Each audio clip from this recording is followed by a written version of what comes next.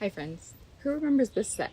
If you've been around since, 2017, you'll remember that this is where I used to film in the time where I had to move back to my parents' house to get my life together. But now I'm here for a happy reason, which is to visit my family for the first time since the pandemic began. And the other night we went over to my brother's house to have dinner with the family, and he gave a toast about how grateful he was that all of us had made it through the past year and a half without getting sick, without losing our jobs, and how lucky we were to all finally be together again. My girlfriend leaned over and was like, "Wow, your brother's really sincere."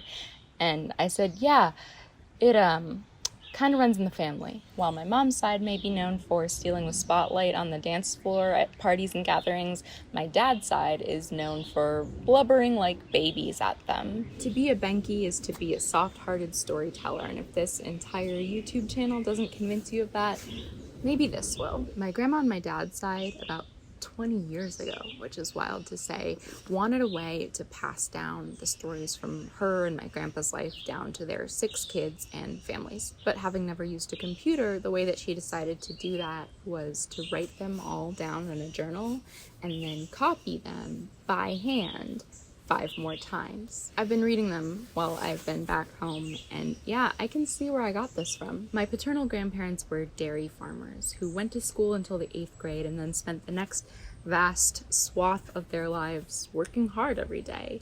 And I'm not here to romanticize that. We're not polishing up any bootstraps here, but neither was my grandma. Most of these stories are just really straightforward and matter of fact. Take, for example, their wedding day. On May 6, 1944, we were married in the Methodist Church in the town of Rantoul, which is 3 miles south of Potter. After the ceremony at the church, the wedding party drove to Brillion, around 8 miles, to have their picture taken. The wedding reception was held at the bride's parents' home. A dinner was served to around 60 guests. We went to our home that night, to a farm which Milton, my grandfather, had rented about 2 miles north of Brillion. The next morning, we got up to do the milking and all the farm chores, then attended church and went to Ruth, my grandma's parents, for dinner. After dinner, we opened the wedding gifts and put them in the car to take them along home.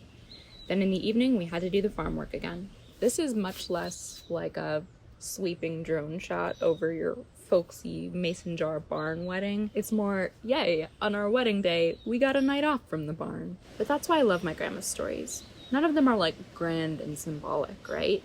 They're about getting rides to school on the milk truck, and about baling hay and getting their first refrigerator and butchering pigs and driving the school bus and mowing the lawn at the church. These are stories about the small, repeated actions that make up a life.